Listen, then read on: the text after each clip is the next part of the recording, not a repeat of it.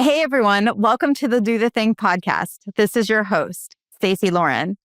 Well, you guys, I am excited because there are those times that I take these adventures in life and they lead me to meet the most amazing people on the planet. And this next guest is an example of that.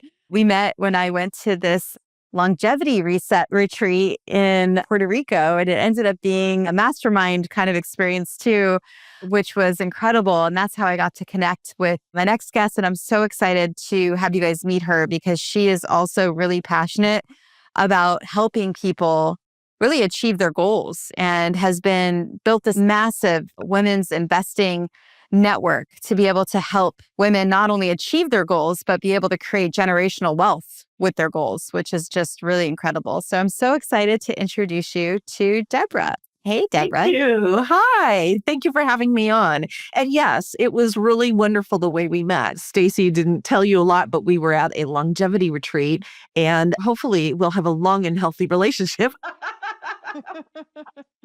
And we have a masterminding portion, and we all got to share some of what we do in our life, right? And usually those health retreats don't open you up that way. And this one did. And I'm so thankful for that. So yes, it was a really good connect. And yeah, we just got to talking about similarities in our lives. And I think one of them being we've been longtime entrepreneurs, right? Yeah. And that is kind of where it all begins for me. I've been an entrepreneur for 35 years. And I've had several different businesses. I've had some that have been sold and we've made money. I've had some that have gone under. It's been a journey, right? A long and curvy road. I currently own and operate 2 businesses. And that came about in kind of a funny way. I've always been kind of an independent spirit. And I think that's what I love about entrepreneurship. Although it does have its drawbacks sometimes. You feel very isolated sometimes as an entrepreneur, but it's when you meet souls like me meeting Stacey that you realize, oh, there's some of us out there and it's great to meet and converse. But when I was in my entrepreneurial journey, I was mostly doing everything. I was kind of a solopreneur, a lone wolf. And I think a lot of entrepreneurs start that way. And unfortunately, I got into a car accident and I found out the drawbacks to that. Yeah. And it makes you really think, it makes you really change your life. And at the time, this was 15 years ago, and it was just a fluke. I mean, a tire busted, right? And the driver lost control of the car. And we were actually swerving around. And it was one of those highways where there was traffic going one way and traffic going the other way. And then there was dirt in the middle. Right. And when she lost control of the car, I thought, oh, we're definitely going to hit somebody. Right. But then we went over into the dirt and I thought, oh, good. We're out of danger. And here's my PSA. If you do blow a tire, don't go into the dirt. Just try to slow down as much as you can because the rim of the blown tire will land in the dirt and dig itself in and flip the car. There you go. Okay. So yeah. So the car flipped and it flipped driver's side first. So the passenger, me, got squished. And it took a while for them to even be able to get me out of the car. I had a serious head injury and I was air vac'd to the nearest hospital where I was told I had a broken neck. And that was the beginning of a really long healing journey. The doctors didn't sign off on me as being healed and done with physical therapy and everything for over a year. And if any of you have been a solopreneur, that affects your bottom line, right? Any cash that you put aside that you hadn't reinvested in the business, you start going through. Luckily, I had my brother. He came out and helped take care of me. And he was also some financial support to me as well. And just allowing me to take that time to heal. But I really started thinking about life, right? You have all this time on your hands to heal and you start thinking, life is short. This could happen anytime, right? And I was like, I think I want to live my life differently. I haven't had a chance to travel the world. Where's all that freedom that I wanted when I started a business, right? And I just realized I wanted to live my life differently and I wanted passive income. And I literally started Googling passive income. And there's all kinds of things that come up, like real estate comes up, royalties come up. There's all kinds of things that came up, but real estate kept coming up. And I was like, I need to get me some. That was all there is to that. And I had read the Robert Kiyosaki Rich Dad Poor Dad book, which has influenced so many people. And I told my brother what I wanted to do. And wisely, he had done a lot of different events with Tony Robbins. And he said to me, Deborah, if you're going to want to change things, you got to change what's up here first. You got to change your mindset. I mean, that's where it all starts, right? And he said, when you're ready and when you're well, maybe you should go to an event. And I did. I did that. And I drank the Kool-Aid. It went all in. I've been to every event. And I actually work for him now. I'm a trainer at his events. And I have been doing that on and off for, like 10 years now. And it's beautiful. It's a really wonderful thing. I love seeing people explore the possibilities in their lives, opening up that, oh, you mean I could do that? You mean I can have that? I don't have to live in suffering. I don't have to live like this, right? And I love being part of that process. And I was also a participant in that process. I started thinking that I would flip houses in Los Angeles, that's where I'm at, and reinvest that money into buy and holds because that's what I wanted. I want that cash flow so I can travel the world and do whatever I want, right? But the fact of the matter is there's a lot of men in that world, and I've learned a lot from men. I honor men, I love men, and you can't completely identify with them because they're not exactly like you, and they're not moms, they're dads. They have different ideologies and different struggles, and I just realized I wanted to gravitate towards more women. I wanted to gravitate towards women that were doing what I wanted to do. And that's when I started the Women's Real Estate Network. So it was really a combination of being in Tony Robbins, the coaching, and understanding that somebody could open my eyes to being able to do something that I never thought I could do, and that I could actually pay that forward and open somebody else's eyes up. And then my love of real estate and the ability to make money in real estate and to be a financially stable, wealthy woman and how to embrace that. So that's what I've done. And that's what I've been doing. And it's been an incredible journey. And I've had the opportunity to touch a lot of lives, and other people have touched my life so equally. I don't know if you found that, Stacey, but when you're giving, like, other people give back. Yeah. And it's an incredible synergy that happens. And I'm really blessed that that was happening all at the same time. And so here I am, and we still have the Women's Real Estate Network, and I'm still an investor. I love to flip. It is not passive income. I'm just going to make that really clear. Like, I got into this to get passive income, and now I do something that is not passive income. I do it because I love it. I'm addicted to it. It's ridiculous.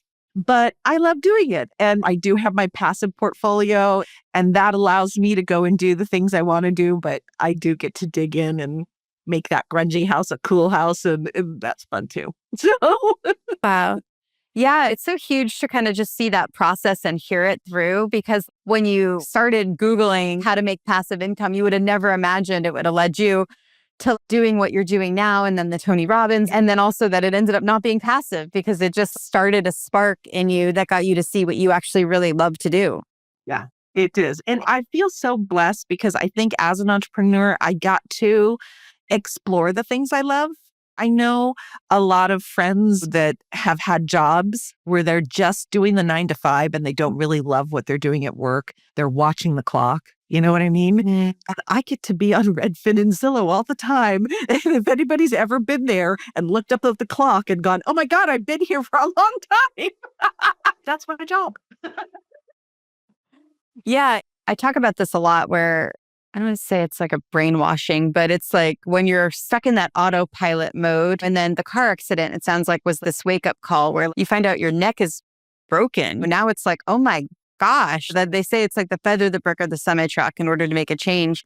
And so you almost got to see the world and life for what it really is and how fragile at any moment, right? And now you're like, okay, now I get to play. Well, and it's funny because I wouldn't have said I was a person living in fear. I don't think that. But when I look at the after accident life, I was just like, oh, forget it. What am I hesitating for?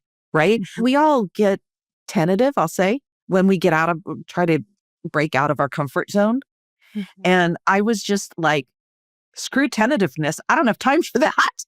Yeah. I had had this near-death experience, and it was like, oh no, I'm just going to go for it.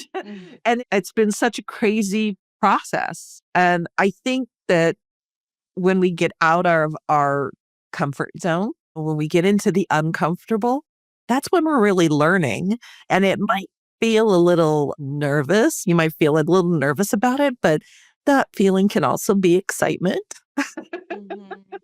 depending on how you're looking at it. And to be able to help other people at the same time. And don't get me wrong, I've had stressors, but the ride's been really worth it. So, yeah.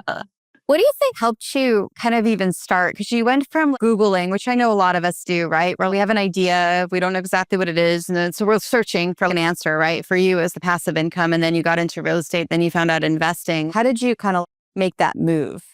Right. So I think there was two key things for me. I thought I don't really know anything about investing, so education. So I was podcasting and reading and going out to investment clubs to meet people all the time, right? And just needing to fortify myself in an education and really meeting people that actually had portfolios that were living off of passive income because I had to make it real in my mind. Right? I'm the first generation American. My dad was born in Mexico. My mother was born in Ireland. So both of my parents were immigrants. So the ideology grew up with was very keep your head down, work hard, to pay off your bills, right? It was very much of that nature. Don't really dream. So I had to kind of really meet people and have them explain to me how it worked so that they could open up my eyes to that even being a possibility. Because I didn't know anybody who had lived like that, right? I didn't know anybody who was living off of a bunch of rental income. And during that education, there was a lot of talk about an investment philosophy. And once again, with my parents' blue collar background, it was like, I don't even know what that is. So I really had to start digging deep on what is an investment philosophy and how do I find one and how do I do that? And finally, I kind of landed on, this is the way I'm going to make money, that active income thing.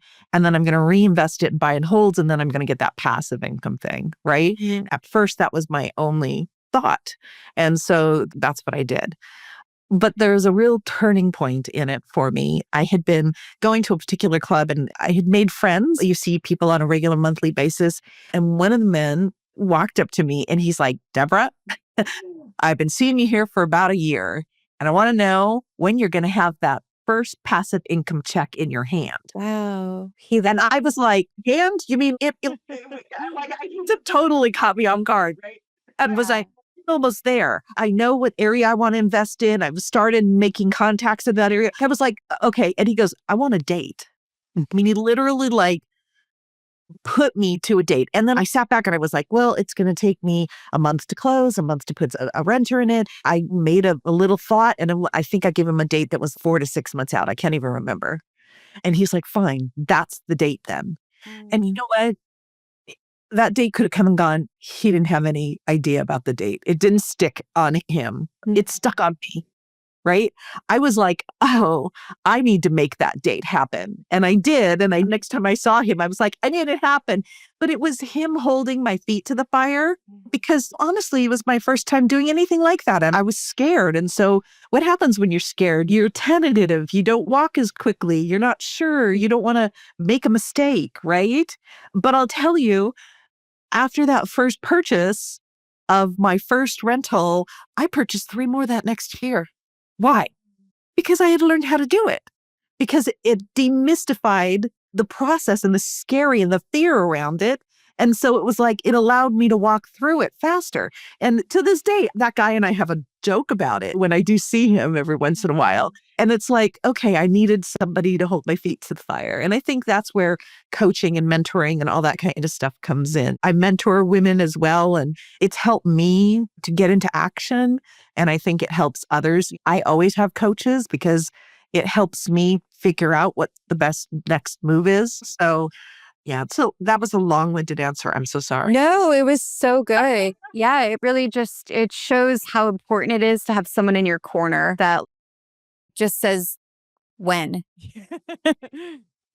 When? I'm like, you want a date? He's like, I want a date. I'm like, oh, okay. The date is everything. I do that all the time. That's how everything happens. I mean, we talked yesterday. You're speaking at the event that I'm going to be having in April, and I'm so excited to have you as part of this whole process. And I set the date and then I got busy. And then I couldn't, but now the date's coming and it's in a month and it's going to happen because I set the date. But if I would have waited to set the date till I had everything ready, I would never be in momentum now. Yeah. Yeah. It really makes you get up and go, right? It makes you get up and go. And sometimes when I think this is your first event, isn't it? Yeah. So I've done other kinds of because I just started, I'm an auctioneer now. I've been saying I'm learning to be an auctioneer, but technically I've done it twice now. So I have to say I'm an auctioneer, changing that language. And so I've just been doing these little pop-up kind of fun events to gather people. This is my first speaking. My last one, I brought in one of the coaches that helped with my TEDx talk. She flew in for the TEDx event that just happened in San Diego and then was like, oh, could you help me with my one-woman show? Can you put an event on? So I put one on for her and then I added my live auction to it.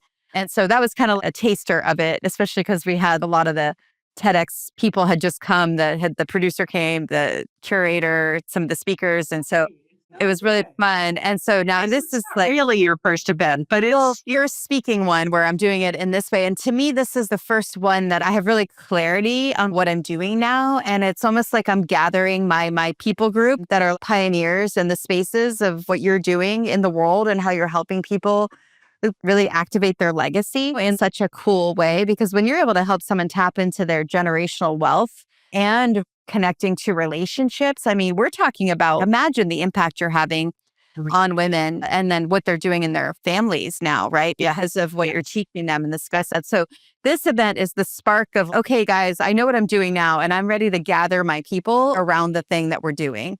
Right. Yeah, absolutely. And I think that that's so important. And setting the date for that is definitely the instigator, the spark, the deadline to get it together, right? Which you're like, oh gosh, okay, now I've got to do it. Now all these people have their schedules. The momentum is starting. It's definitely. And I think that's just such a good practice for anybody who is trying something new or wanting to expand, right, into something. You've got to set a date. You've got to have some accountability. And you've set a date and all of us speakers that are showing up, that's your accountability. That is it. That is 100% it. Yeah. And now I'm in momentum. So it's been exciting to see. It's like, oh, that's all I needed to get in the energy. And we talked and connected. And then that was literally yesterday was all I needed to be like, okay, I've got this. And now everything's getting done. But yeah, it's amazing how that works, right? It is amazing. Yeah. We're fascinating creatures. Yeah. So I'd love to hear, because then by adding the Tony Robbins coaching to your portfolio, right? Now it's like you've got this investment portfolio, but like you said, mindset was one of the biggest things that you noticed. So now you're adding that into your internal belief portfolio where now you're able to help people with that. How did that decision really come about in terms of you saying, okay, this is the right next move for me to add another skill set to what I'm doing now? First of all, I think at my brother's advice of saying, you want to change, you're going to need help changing. And I think that was just the starting of it. But I think when it really landed with me within the Women's Real Estate Network, where's that? There. Ren, when it really landed with me in Ren, this was pre-COVID. We're all online now, but pre-COVID, we were in different cities and different chapters. And I went up to the Seattle chapter because it was time for me to visit them and they had a speaker. So I went up to one of the meetings. Meetings were monthly. And the speaker they had was a developer. And I was flipping in Los Angeles and she was remarkable and it was great for her to talk. Usually we inspire our women to talk about their business model, but also talk about their life, right? Like, how are you doing all of this or whatever? And anyway, after her presentation, I went up to her and I said, congratulations, you're a developer. How did you start? I don't know any women developers. And she said, well, you're a flipper, right? And I said, yeah. And she goes, well, I was a flipper too, developing so much easier. And we started having this conversation that completely opened my mind, right? She started telling me the ins and outs of development and how it compared to flipping because she used to be a flipper. And the fact of the matter is there was never any man I've ever met that's been a developer that said, you could do it too, right? And I think when you see somebody who you identify with, she's another woman, she's in this industry, she's doing this. When you see somebody like that, it really makes it accessible for you to do it, right? And so it just was that nugget that was like, oh, I could do this too. And then I realized I came back home, and it's like when you're car shopping, you're always seeing that car that pops up that you're really looking at, right? It was like, there's that car again. There's that car again. It was like that. All of a sudden I was like, oh, that's a developer and that's a developer. And I met a woman developer and we partnered. So I started developing here in Los Angeles. And I got it for the women that come to Ren who might be interested in a particular aspect, buy and holds or notes or storage units, to see another woman who is actually executing that business model. There's this identity that goes, oh, she's doing it. I could do it. And that identity, that thing. And that's something that is all up here because there was never anybody that told her or me that I couldn't do something. I just didn't access it because I couldn't imagine it. Right? So now I'm really accessing those things that I can imagine. It's the matrix. Isn't it amazing? And I talk about this too, where it's like, sometimes I'm scared to speak out things because I know I'm going to do them. So I'm like, when I hear myself saying, oh, I want to do that, I'm like, no, you don't want to do that yet. But it is like the matrix. It opens up this world of I could do anything I want to do. Once you understand it, once you understand the power of the community, the power of setting the date, the power of having someone in your corner, the power of all those things. Now, really, what can't you do, right? So it's so cool to live in that imagination state that then becomes a real life state too.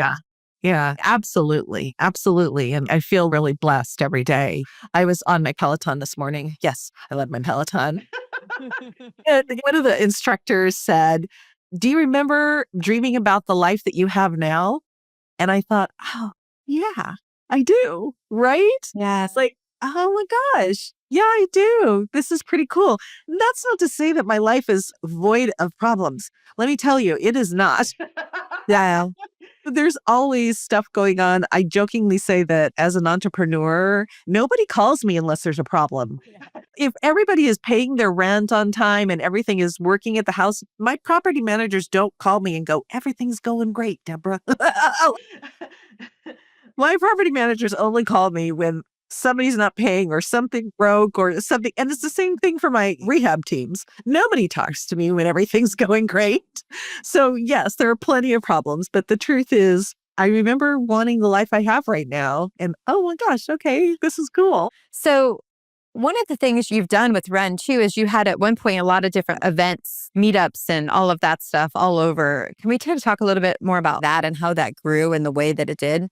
This is our pre-COVID event. So we started out just as a meetup in Los Angeles. And then a friend of mine had come to our meetup in Los Angeles and wanted to start one in Seattle. So I ended up putting a chapter leader in place in Los Angeles so I could help start the one in Seattle. And then it kind of just spiraled. Women started talking to women and bringing women to the events. And next thing I knew, I had 12 chapters all over the US. And we were putting on events. My last annual event was 250 women with sponsors and all that kind of stuff. It was great energy in the room. So it was really wonderful. And then COVID hit. And we've had smaller events since in person, but we haven't gone back to the bigger events yet. It's been kind of a journey through COVID, right? I think for everybody, not just me that's holding events, but even for people coming to events, right? Now we're doing everything online. Ren is basically online. I still do have some regular events here in Los Angeles, but I no longer have 12 chapter leaders because everybody during COVID, we all broke off. And I think we all thought it was only going to last 6 months. Oh, it's going to last 6 months. And then when it didn't end there, because I had an event scheduled that April. And so I just changed it to October. Right? Like, oh, okay. And then I realized that's not going to happen either. So it's like everything kind of disbanded a little bit, although there's still a core of women real estate investors that are still part of the organization. And we support each other and share deals and all that kind of stuff. How did you go from I have this idea to all this stuff? I'm actually asking because right now I finally see what I'm doing, which is I'm certifying people in my methodology of the Do the Thing challenges and the community building. Because I have a lot of companies asking me now to help them activate their people or communities that want activation. And so I'm like, okay, great. Now it's getting overwhelming. I need to train people on what I can do. And I've learned that through that one community that I'm helping, Laura Carney, who I'm co-running this challenge with in the Modern Prairie community.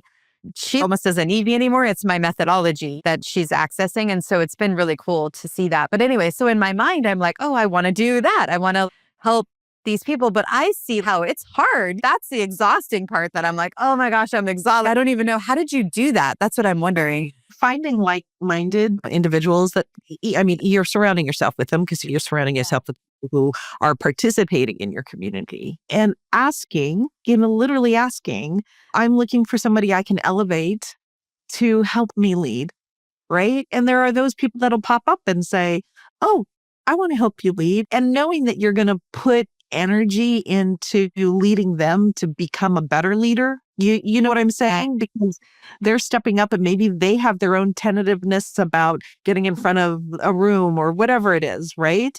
But understanding that we're in this together, we're going to venture it together. And as obstacles come up, we'll brainstorm over them. And then next thing there's a couple of people doing it and you're having weekly calls and everybody is sharing how they're getting things done. And next thing somebody's taking notes on that so that when new people come in, everybody has kind of an idea of how to get things done.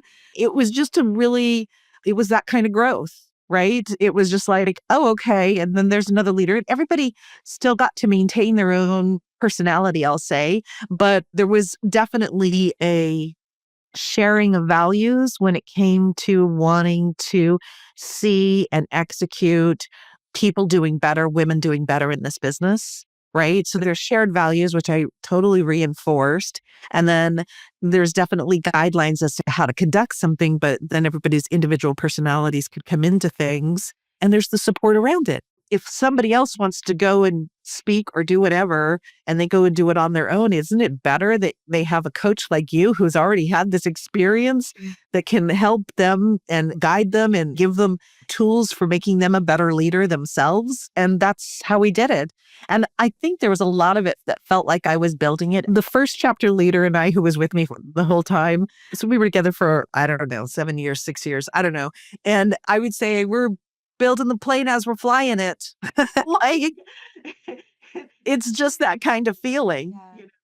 And it's like, okay, well, then let's go with it. Yeah, I love what you're saying. Such good timing because I normally roll like that. I love kind of like bull in the china shop where I'm just like, go, go, go, and then clean up behind me, right? And it's been really great to do it that way. But for whatever reason, as this certification came up, which maybe it'll end up being a facilitator, I'm like, oh, I've got to do the portal, the thing I fight against. I got to put it in a program and create curriculum and do all these quizzes. And before I launched the certification, I'd hearing you talk. It's like, no, Stacey, you get to do it exactly the way you're doing it, where you get to just be with the people, train them, and then have something behind you that actually then automates the process. This is so good timing. And it started out with a document and then 2 documents. And then we got a Dropbox. And then we were like, oh, we need a process, like.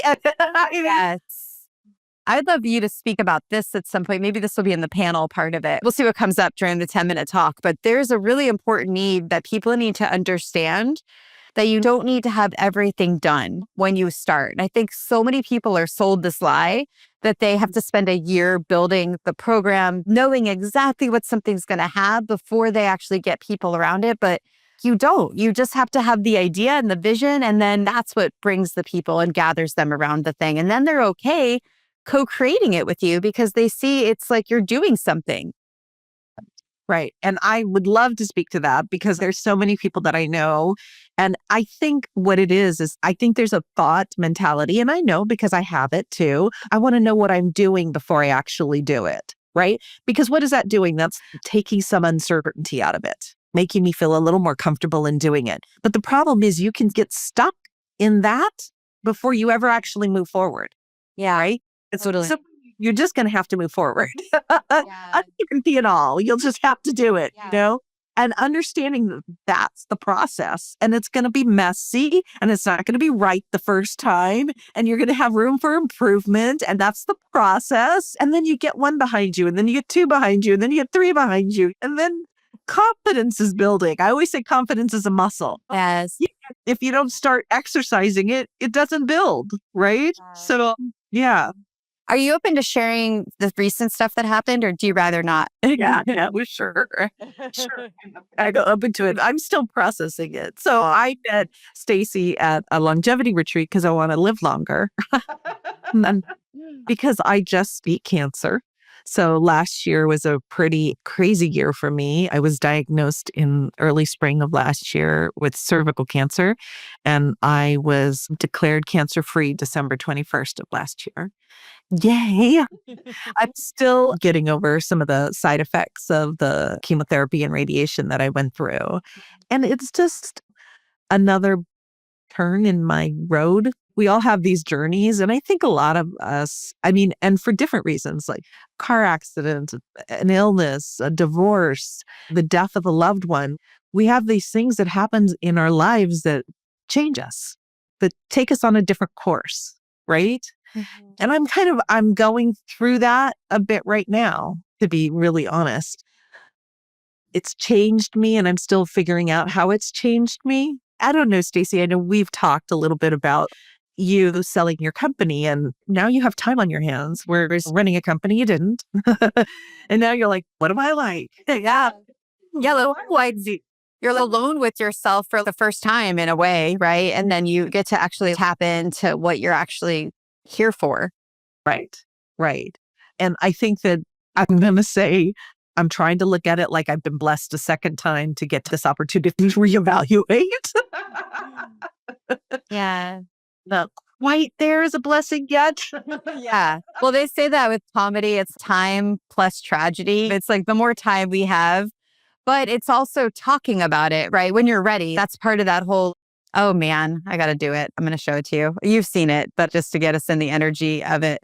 This is what my newest thing is really kind of speaking to this framework. Let's see, where are you? Okay. Yeah. So it's like for each thing that we happen in our life, we want to be, and so for those of you that are listening, feel free to watch this on YouTube, but I'm showing my comfort circle framework. But yeah, you're in that, you're dealing with the tragedy of it, right? Like, oh my gosh, what just happened? And that's the horse mode where it's like, okay, I'm not ready to even talk about this yet. I'm just sort of still dealing it. I'm still processing it. Leave me alone. I'll just be here meditating or exercising or whatever we use to help that. But then there's a point where we do want to start talking about it. We're ready now. And so I think that's what the connection is from.